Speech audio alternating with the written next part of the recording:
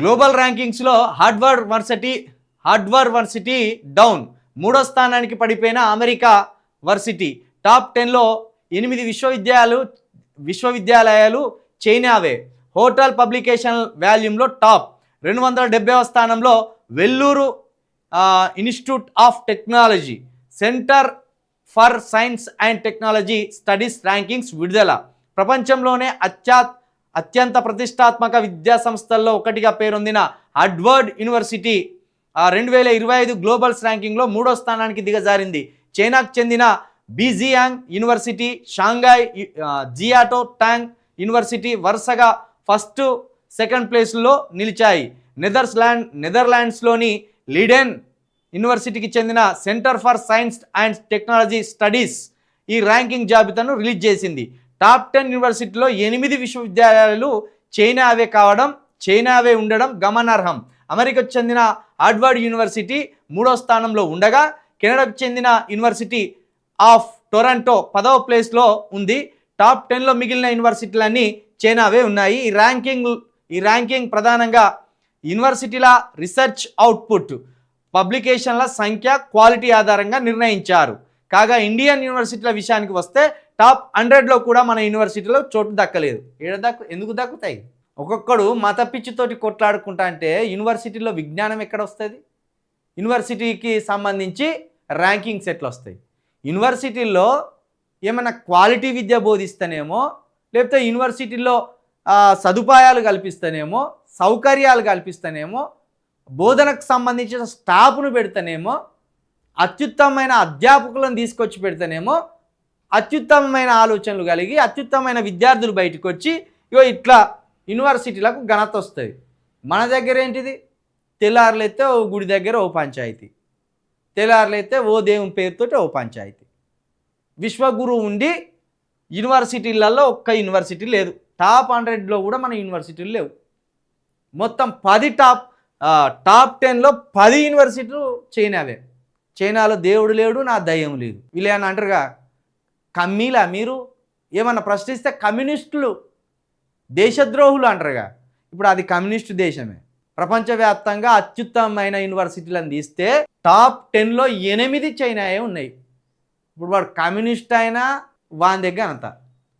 ఇక్కడ మనకు దేవుళ్ళ పేరు మీద రాజకీయం చేసి ఒక్క టాప్ 10 కాలేజీని తీసుకురాకపోతే, దీంట్లో ఒక్కటి కూడా లేకపోయా, టాప్ 100లో కూడా లేకపోయా. మళ్ళీ తెల్లారులైతే దేవుళ్ళ మీద పంచాయతీ, మా దేవుడు గొప్పోడు, మా దేవుడు గొప్పోడు, మీ దేవుడు గొప్పోడు, మీ దేవుడు గొప్పోడు. కమ్యూనిస్టు దేశం అని నిత్యం ఏమైనా మాట్లాడితే నువ్వు చైనాకు పో, ఏమైనా మాట్లాడితే నువ్వు పాకిస్తాన్ పో, ఏమైనా మాట్లాడితే నువ్వు హిందూ ద్రోహి. ఇవి సిగ్గుపడుర్రి. గిటువంటి లెక్కలు తీసినప్పుడు దేశం ఇజ్జతి పోతుంది, దేశం పరువు పోతుంది, దేశంలో సన్యాసులు ఉన్నారని అర్థమవుతుంది, దేశాన్ని పాలించేటోడే సన్యాసేమో అన్నట్టు అర్థమవుతుంది. విశ్వగురు అని చెప్పుకుంటాం కదా. మరి విశ్వగురు హయాంలో ఏది? గ్లోబల్ ర్యాంకింగ్స్లో మన యూనివర్సిటీల స్థానం ఎక్కడ? అత్యద్భుతమైన యూనివర్సిటీలకు సంబంధించి లెక్కలు తీస్తే టాప్ 100లో కూడా మన యూనివర్సిటీలు లేవంటే విశ్వగురువా, విశ్వదద్దమ్మ ఏంటిది? ఏమని అర్థం చేసుకోవాలి? దేశం కీర్తి ఎక్కడ అర్థమైంది తెలుసా? దేశం అద్భుతంగా అభివృద్ధి చెందుతుందని ఎక్కడ? విద్య కాడ, వైద్యం కాడ. ఈ రెండింటి కాడనే తెలిసిపోతుంది. విద్య కాడ మనం లేమని అర్థమైపోయింది. అభివృద్ధి కాడ కూడా మనం లేము. నీటి బుడుగా మన అభివృద్ధి, నీటి బుడుగే మన విద్యా సంస్థలు. చదువును వ్యాపారం చేసి పారేసినాయి. టాప్ 100లో లేవంటే ఇది ప్రధాని నరేంద్ర మోదీ గారికే సిగ్గుచేటు. మనం ఏం బాధపడద్దు. మనకు చదువుకోవాలని ఉన్నది, అద్భుతమైనవి సృష్టించాలన్నాయి, కానీ అవకాశాలు మోడీ గారికి కల్పిస్తలేరు. ఆయన తెల్లారులెత్తి డమరకాలు పట్టుకొని ఇట్లా ఇట్లా ఇట్లా ఇట్లా ఊపుతాడు. ఆయన రాజకీయ నాయకుడు దేశాన్ని ఎట్లా అభివృద్ధి చేయాలని ఆలోచన చేయాలి, కానీ త్రిశూలం పట్టుకొని, డమరుకం పట్టుకొని, యువతలో వెర్రిని రాజేస్తూ, మతాన్ని ముందు పెడుతూ, ఆ మతానికి ఏదో అయిపోతుందని చెప్పడం. దేవుళ్ళు అంటే ప్రేమే ఉన్నది మా అందరికీ, కానీ నువ్వేం చేస్తానో దేశాన్ని పట్టించుకొని ఇట్లా అత్యుత్తమమైన విద్యా సంస్థలను నెలకొల్పండి అంటే నువ్వేమో శివునిలాగా నేనే శివుణ్ణి అంటూ నువ్వే డమరికాలు మోగిస్తూ మమ్మల్ని అమాయకంలో ముంచెత్తాను. అంటే నీ పరిపాలన వైఫల్యం అయిపోయిందని కప్పిపుచ్చుకోవడానికి ఇలాంటి నాటకాలు ఇస్తాను మోడీ గారు.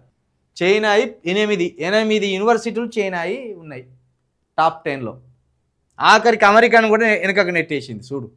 అమెరికా మొత్తం ప్రపంచాన్ని గడగడలాడిస్తున్న అమెరికా హార్వర్డ్ యూనివర్సిటీలో చదువుకోవాలని ప్రతి ఒక్కరి డ్రీమ్ ఉంటుంది. చదువుకున్న వాళ్ళకు, చదువు విలువ తెలిసిన వాళ్ళకు అమెరికా హార్వర్డ్ యూనివర్సిటీలో చదువుకోవాలని ప్రతి ఒక్కరికి డ్రీమ్ ఉంటుంది. అలాంటి హార్వర్డ్ యూనివర్సిటీని కూడా ఈరోజు చైనా వెనక్కి నెట్టేసి టాప్ 10లో 8 పోగా టాప్ 2 2 చైనాయే. ఇక టాప్ 100 మరి కనీసం టాప్ 1000లో అని ఉన్నామా మనం? ఆ లెక్కన ఏమైనా ఉంటే ఇప్పుడు దీని మీద కూడా ఈ దేశద్రోహులు ఇట్లా చెప్తే దేశద్రోహులు అంటారు. లేకపోతే ఇంకా బలమైన వాక్యం వాడాలంటే హిందూ ద్రోహులు అంటారు. హిందూ ద్రోహులు అనగానే మిగతా వాళ్ళంతా కూడా సెన్సిటివ్ అవుతారు కదా, హిందూ ద్రోహులు అంటారు.